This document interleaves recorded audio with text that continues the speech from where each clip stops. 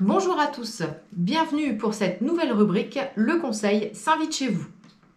Bonjour à vous, aujourd'hui nous abordons un sujet particulier du Conseil du 27 janvier, le contrat de sécurité intégré.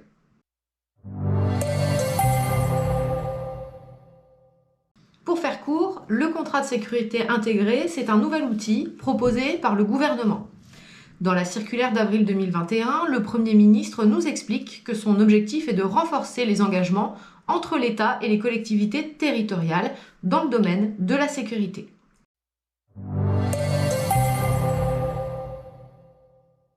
La sécurité est d'abord une compétence de l'État. Ce dernier se désengage petit à petit de toutes ses prérogatives pour les faire supporter par les collectivités territoriales, dont les finances ne sont malheureusement pas extensibles. Oui, et pourtant, ce contrat nous a été présenté en délibération par Laurent Desmond.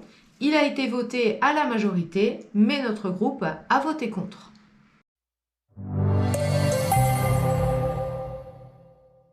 Laurent Desmond se justifie par les statistiques de la délinquance et des besoins identifiés. Les chiffres nous sont fournis. Ce que nous lisons, nous, c'est que 10 684 faits de délinquance générale ont été constatés à l'échelle de l'agglo pour 2021. Pour Oisier, ce sont 424 faits recensés, soit 3,96% de la délinquance générale. Or, la circulaire du Premier ministre précise bien que ce contrat s'adresse prioritairement aux grandes agglomérations ou aux bassins de délinquance les plus importants. Oisier ne répond ni à l'un ni à l'autre.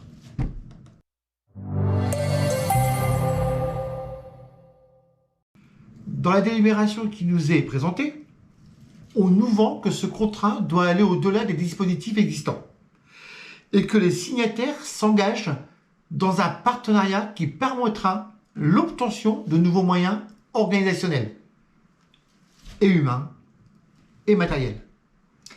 Alors regardons d'un peu plus près le contrat qui nous est fourni. D'abord, l'engagement de l'État se limite à présenter les effectifs et les moyens matériels existants sans à aucun moment s'engager sur une projection d'augmentation des effectifs ni de la présence policière accrue sur le terrain. D'ailleurs, les élus n'ont de cesse de réclamer des effectifs supplémentaires. Ensuite, on lit que la création d'une police municipale est en réflexion avec les villes de Saint-Menoble et l'Alin. Forcément, le maire est obligé de suivre les autres villes signataires. Si la circulaire ne dit pas clairement que l'augmentation des effectifs de la police nationale est conditionnée à l'augmentation des effectifs de la police municipale, c'est quand même une part implicite du contrat. Nous n'apportons que nos 23 caméras dans ce contrat. Peut-être pense-t-il qu'en créant une police municipale, il aura de quoi négocier des moyens supplémentaires. Une autre incohérence. Pourquoi la ville de l'Alin, qui a démarré au 1er janvier 2022 avec 3 policiers municipaux, n'est pas signataire de ce contrat?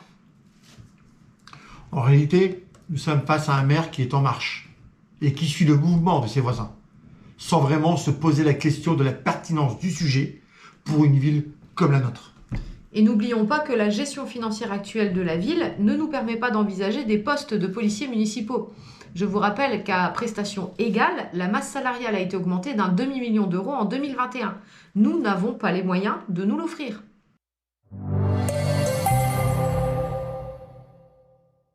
Bien sûr, la sécurité des Oisiérois est de toute importance. Oui, mais ne soyons pas dupes. Ce qui nous est présenté ici, c'est un bel outil de communication derrière lequel le maire pourra se cacher en disant « j'ai fait quelque chose ». Sauf que ce contrat n'apporte aucune garantie, ni aucun moyen supplémentaire à la ville. Ce ne sont donc que de belles promesses et il n'y a rien de concret.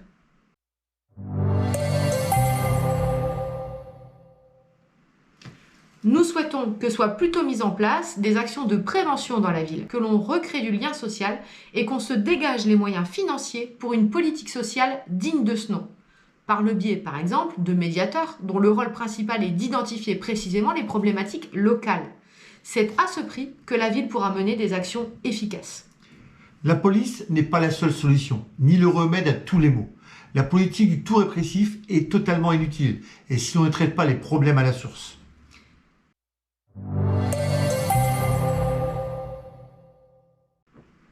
Merci à tous de nous avoir suivis. Si vous avez des questions, n'hésitez pas à nous les poser.